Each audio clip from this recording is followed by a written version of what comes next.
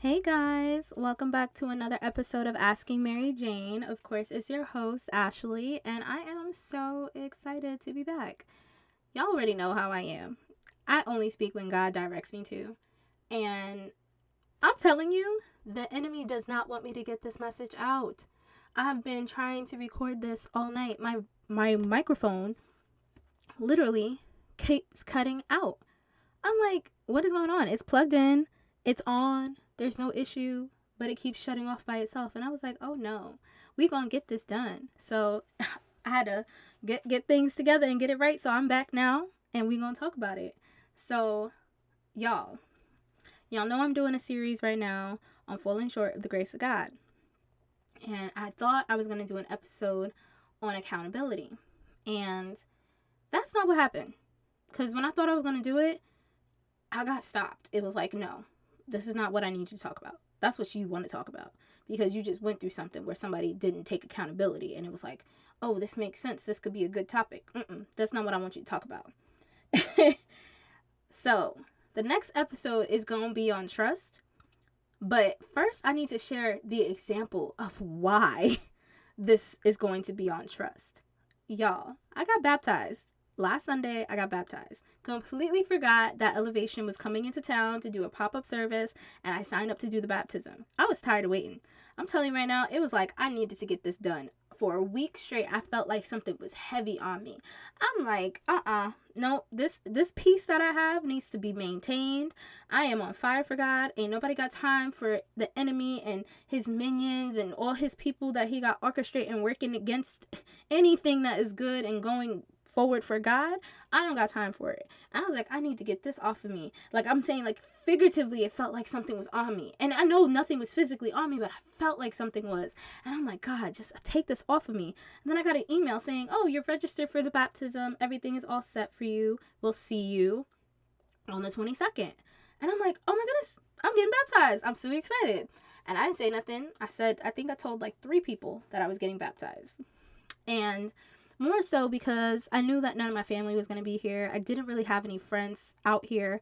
The one person that I did ask to come with me, she had a couple of issues as to why she couldn't come, and I was a little bit upset. I was really disappointed, but I didn't let that deter me from doing what I needed to do. I've always felt like, oh, I needed to have a whole crowd of people there for me, cheering me on and very excited for me, but you know what? Change does not include a crowd. Transformation does not need like a whole cheering section. Your transformation happens in the blink of an eye, and that's only because of God. And he's the only person that you need cheering you on, okay? So I was like, all right, I'm good. I'm gonna go. So when I got home the morning of the baptism, I was stressed out because I wasn't sure if I was going to get home in time. That was 1. 2, I was like, I don't really want to spend so much money trying to get to this location. 3, I was like, started thinking about being by myself. So I was like, oh gosh, there's so much stuff. I'm like, God, just please let me know that this is the right thing I'm supposed to be doing. Please let me know this is the right thing I'm supposed to be doing. And the number 33 and 333 just kept popping up in my mind. I seen it on my phone. I was just like, what is this number 333? I didn't know anything about it. So I just kind of pushed it out of my head and didn't really think too much about it for the rest of Sunday until I got to the place for the baptism. So let's fast forward. I get my Uber to get to the place. As I'm in the Uber, I'm falling asleep because I had just worked an overnight shift and I was tired. And I started having these dreams, not even dreams, but these thoughts were coming into my head, the negative thoughts. Oh, you shouldn't get baptized. You don't deserve this. Your parents didn't get you baptized when you were a child. Why didn't they do that? Why didn't you get christened? Why didn't you get baptized when you accepted Christ at 14? These are the thoughts that are coming into my mind. And I'm like, oh my goodness, like, why is this happening? Then I wake up, the Uber driver is about to get off the highway at the wrong location. I'm like, nope, keep going straight. Like I literally woke up at the right time to tell him to keep going straight. So get to the spot, get out the car, and I see all these people with their families, their friends, all this stuff. And I'm like, oh, here we go again. I'm on the line. and I'm cold. It's freezing. It's 8:45 in the morning. It's cold. I'm like, I just want to get inside.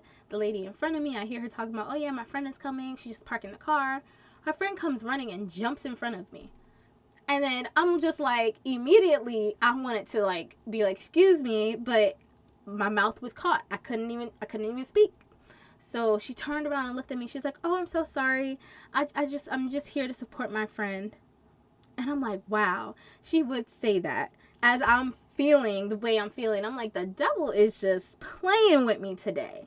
So I was like, whatever. As I get to the front of the line, I let them know that I was here, and they marked me in. And the woman goes, oh, did you get my email about getting baptized during the experience? And I was like, what? Nope. I was like, I got an email. She's like, yeah, I mentioned in it that you were going to get baptized during the experience. I hope you're okay with that. I'm like, do I have a choice? So that was hint number 1 of me trusting God. When I got there, I had nobody. Before I even made it into the door, I was told that I was going to have about 1,300 to 1,400 people supporting me, watching me get baptized. That was me trusting God. That was the first thing that he did. Walk into the door, get to the front. They're getting our name tags. Lady writes my name down in marker, gives it to me. I didn't look at it. I just grabbed it in my hand. And I look, and the guy in front of me says, okay, number 33. And I'm like, 33? And he's like, oh, that's you. And I'm like, what are you talking about? I look at my name tag. It's number 33. I'm like, what in the world? It was crazy because I didn't think about the number 33 since I left the house. So I'm like, okay, God, what are you trying to tell me? Like, what does this mean? I still didn't get an answer. So I'm inside. I'm looking around again. I'm seeing all these people. And again, all these thoughts and feelings are rushing me, with me feeling like I should wait. Like I should wait for other people. I should wait for my family and friends to be here to support me. Like I shouldn't do this alone. And then I see somebody that I recognize, but I couldn't remember her name off the top of my head. I knew she looked familiar, but I'm like, why do I know this girl? Like, where do I know her from? And she then walks closer to me and stands in front of me. So I'm like, I'm just going to tap her on the shoulder. So I tapped her, and I'm like, hey, do I know you? And we both recognized each other right away. We did an outreach together where we were packaging food for kids. And I'm like, oh my goodness, this is amazing. And she's like, you're getting baptized? I'm like, me too. And then I'm like, I'm getting baptized during the service. And she's like, me too. And I'm like, oh my goodness, this is crazy. So boom, that's number 2. He put somebody else there that I knew, and she had family with her that decided they were going to support me too. That was beautiful. I was like, oh my goodness. I'm like, God, thank you so much. Like, thank you, Holy Spirit. Thank you for putting this in my heart and giving me the like giving me the opportunity to recognize this girl, because I was really, really, really feeling down. And so I'm like, all right, cool. Then one of her friends shows up. Her friend was that she does normally say friend. She just met the girl the day before at an outreach that she was doing the day before the baptisms. And the girl was getting baptized. So we were able to watch her friend get baptized first. And then we got to sit down. They sat us together with her family. And me and her got baptized during the experience in front of all these people. And when it was done, we got into the bathroom to change, and we just hugged. And we were just crying. And it was something you can't explain. Like, just the public display of showing your love to God and just showing how you trust him was just beyond anything that I could have imagined. I know it was just a symbolism of things, because it's what you're doing on the inside. The outward is just, all right. But oh my goodness, y'all, it was amazing. It was probably the best thing that I have ever done in my life. I was so excited. And people were like, oh, how do you feel? And I'm like, I still feel the same, but I'm just ready, okay? I'm ready. I have so much fire for God. I already had so much fire, and now I'm just ready to spread it. I just want more people to be on fire. The more people that are on fire, the bigger the fire is going to get. And I just want this whole place to be on fire. I just want this whole place to be on fire. And yeah. So back to the number 33. Y'all, I came home and I still was trying to figure out this number 33. It was bothering me. Later that day, nothing happened. Monday, nothing happened. Tuesday comes, and the number 33 pops up again. Now it's 33 voicemails, 33 text messages on my phone. I'm like, God, what are you trying to tell me? Y'all, I looked to my right, and I seen this card that said Jeremiah 33:3.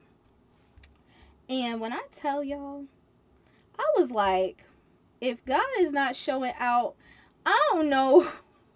I don't know what else is happening in this world, because y'all, Jeremiah 33:3 states, and I'm gonna read it to y'all. Call to me and I will answer you and tell you great and unsearchable things you do not know.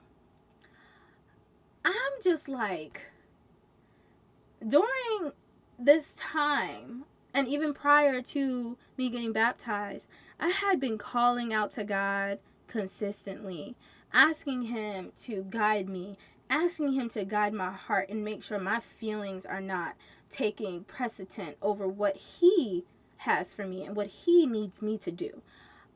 He's been answering me for weeks. I had that card in the back of my phone for 2 weeks. So every Sunday, I usually take a card out of my jar of optimism that there's little prayer cards. They're not even prayer cards, but little Bible verses. What in the world just happened? Why did this happen? Y'all, give me 1 second. I'm sorry. My phone just my microphone just did some weirdness. But anyways, I usually take these little Bible verses out, and I usually put them in my case every Sunday. And for 2 weeks, I had been carrying that card around, and it's so crazy to me that I was carrying that specific card, and for Sunday, Monday, Tuesday, the number 33 was following me, and I find out that Jeremiah 33 was the card that was in my phone case for the 2 weeks prior to me getting baptized. And then my number was number 33 when I got baptized. Now, the other Bible verse that was in my phone case, because I carry two, was actually, I normally don't carry two, but I started to. But nevertheless, Matthew 7:7. Ask and it will be given to you. Seek and you will find. Knock and the door will be open to you. Y'all, the number 3 is confirmation. The number 7 is completion. Jesus died at the age of 33. I truly, truly, truly believe that God was telling me and making sure that I knew that He was there with me when I was getting baptized. That He made sure that there were people there for me, because He knew how important it was for me to have somebody physically there. Even though I didn't need it, He knew that, you know what, my daughter is crying out because she really wants someone there. I'm going to make sure that these people are here. I'm going to make sure that she sees what happens when she asks me for something. Man, I'm telling you, trusting God, you got to trust God. Okay? I tell people all the time, you got to trust God. And that's going to segue into me talking about trust with my next episode. I'm not going to do it today, because today was just me getting out and letting y'all know that I was baptized, and I was so excited, and I just felt like it was something that was necessary for me to do. And I'm also reading the Bible chronologically. I believe I said that. And reading the Word is giving me more wisdom. It's giving me more guidance, and it's helping me be a better guide and helper to those that are seeking to know who God is, who are seeking to understand what He does and His power. Oh, man, like it's just amazing what happens when you trust God and you don't lean on your own understanding.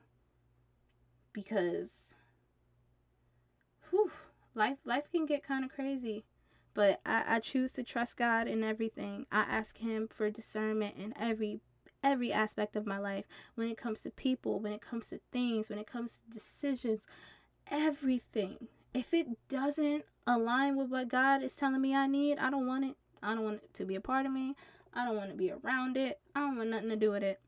So But yeah, that's my story of my baptism, y'all, and I'm just so grateful that I was able to experience it, and through a church that I actually started my faith journey with back in 2020, when I started getting my life back focused on God. And I'm just forever grateful. I feel like it was one of the best things that I could have ever done. It's the best decision I could have ever done. So, anyways, y'all, I'll see y'all probably at the end of this week. Next week, I will definitely drop that episode on falling short of the grace of, falling short of the grace of God, and it's gonna be on trust. So make sure y'all tune in because we gonna talk. I got a lot to say, a lot to say, and this is just the segue in there. So thank y'all, and I'll see y'all soon.